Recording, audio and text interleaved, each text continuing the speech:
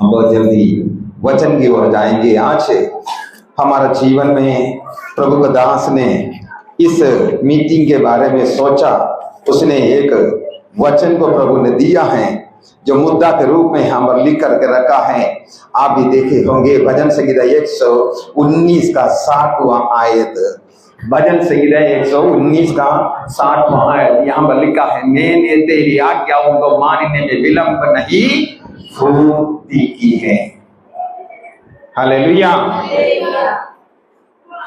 मैंने तेरी आज्ञाओं को मानने में विलंब नहीं की।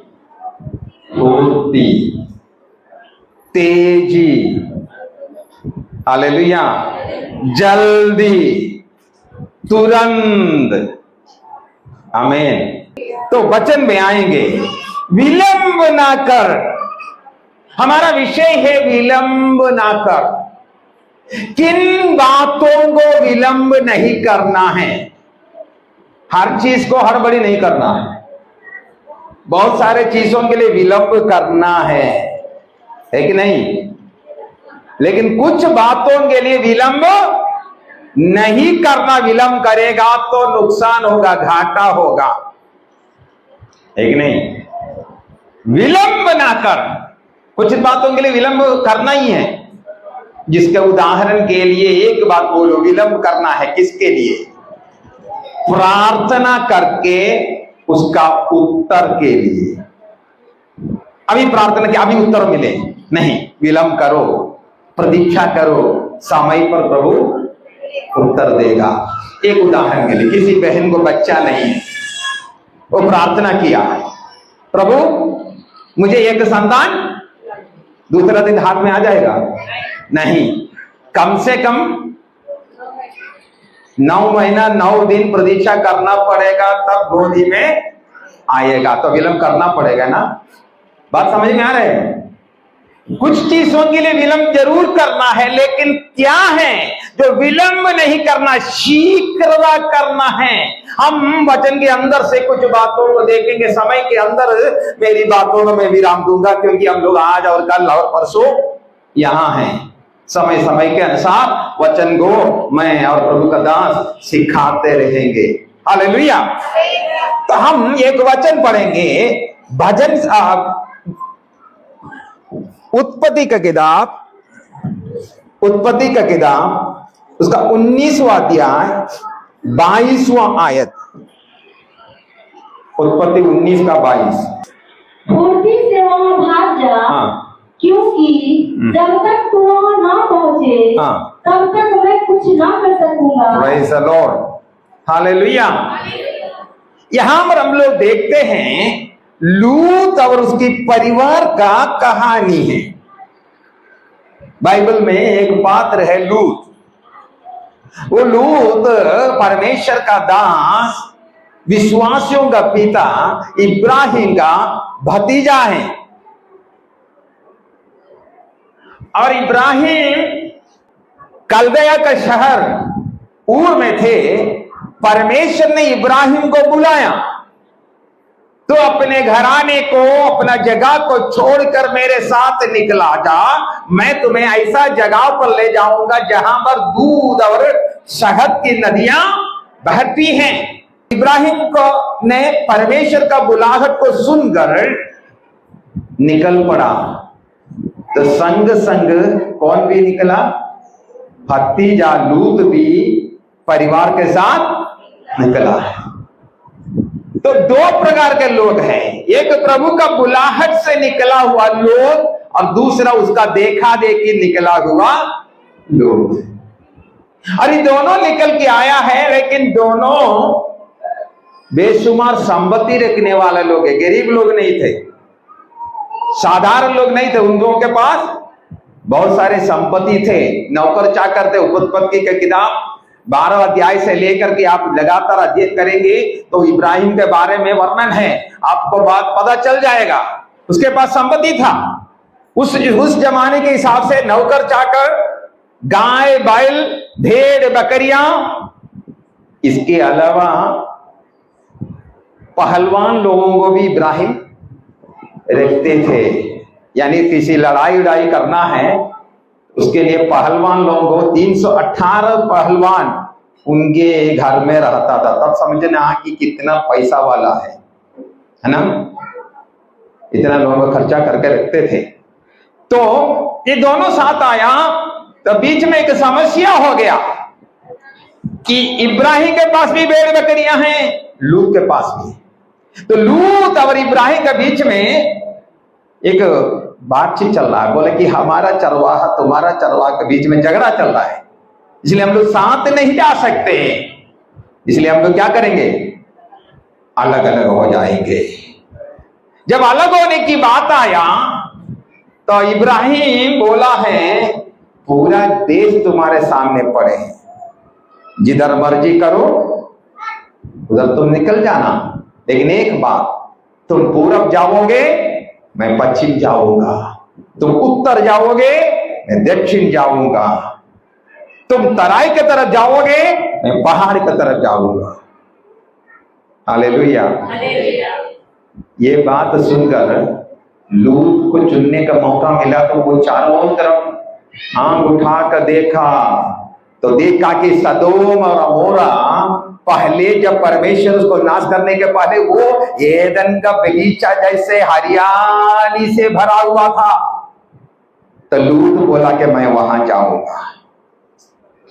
वहां गया और वहां पर घर बनाया और वहां पर बसिंदा हो गया, लेकिन उस शहर में बुराई बहुत बढ़ गया, पाप चरम सीमा में आ गया कि परमेश्वर बोल रहा है इस जगह के लोगों के पाप में बर्दाश्त नहीं कर सकता। मेरे प्रियो एक बात जान लीजिएगा, पाप जब बर्दाश्त से बाहर होगा ना तो प्रभु हस्तक्षेप करेगा, प्रभु हाथ उठाएगा, जरूर कुछ ना कुछ घटना जरूर घट जाएगा। इसलिए हम परमेश्वर को क्रोध दिलाने वाला रूप में पाप का अति ना कर दे। बुराई बढ़ गया, परमेश्वर बोला नाश करूंगा, दंड दूंगा, लेकिन परमेश्वर बोला कि मेरा दोस्त इब्राहिम बेचारा मैंने बुलाया, निकल के आया है, जंगल में रह रहा है, उसको बिना बोले मैं नहीं करूंगा। सीधे आया इब्राहिम के पास, इब्राहिम से बोला कि ऐसे ऐसे बात है, मैं करने जा रहा हूं, नाश करने जा रहा हूं, लेकिन तुम्हें बिना बताए मैं नहीं कर सकता। तो इब्राहिम बोला प्रभु जी मेरा एक भतीजा वहां है, इसलिए कहीं वहां पर 50 धर्मी को देखेगा, क्या तुम नाश करोगे? बोला प्रभु बोला नहीं, 50 धर्मी वहां पर होगा तो नाश नहीं करूंगा। तो बोले प्रभु माफ कीजिएगा 5 कम हो जाएगा तो 45, बोला नहीं करेगा। प्रभु माफ कीजिएगा 30 हो जाए तो नहीं। आखिर में बोला कि 10 लोग, अगर 10 धर्मी होगा तो क्या नाश करूंगा, नाश करेंगे क्या? तो बोला नहीं, 10 भी होगा तो नाश नहीं। इसके बाद इब्राहिम नहीं पूछा। क्यों नहीं पूछा मालूम है? क्यों नहीं पूछा मालूम है?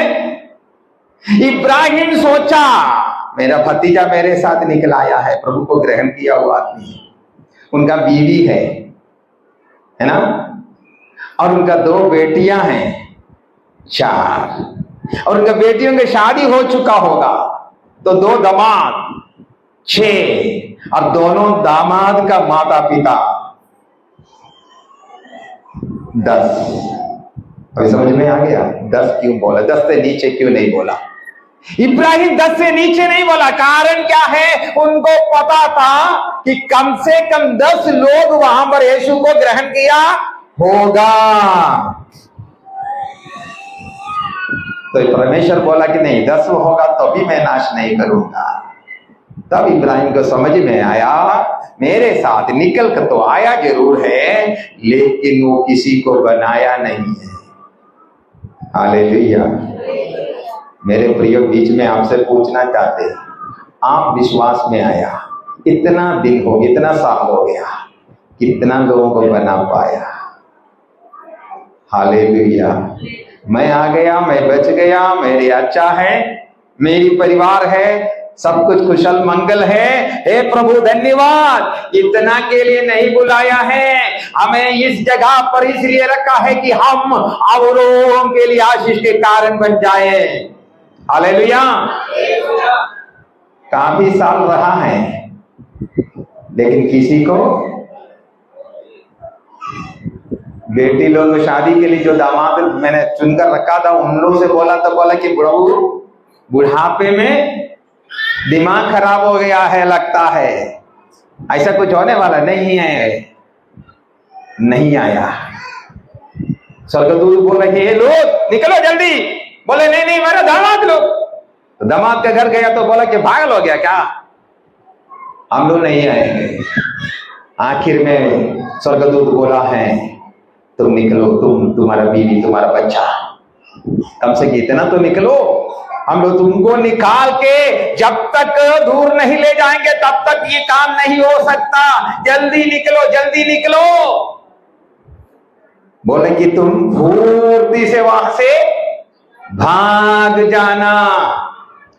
3 बात वहां पर 2-3 बात बोला है। पहली बात, तुम भागना, धीरे धीरे पैदल नहीं चलना, आस्ते आस्ते जाना नहीं है, भागना है तुरंत, अब देरी नहीं करना।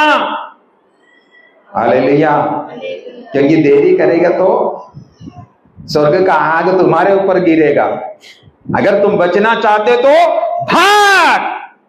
दूसरी बात, तराई में रुकना नहीं है। ये हरियाली है, यहां पानी है बोलकर नहीं रुकना, भागना, पहाड़ के ऊपर भागना, क्योंकि तभी बचेगा। और अगला बात, पीछे मोड़कर नहीं देखना। हालेलुया। तो बुराई छोड़कर भागना है, परमेश्वर का क्रोध से भागना है, गलत कामों से भागना है। तो धीरे धीरे नहीं, एकदम तुरंत फुर्ती से, नहीं तो उस दंड का शिकार हो जाएगा। तो फिर दोष लगाने से कोई फायदा नहीं है।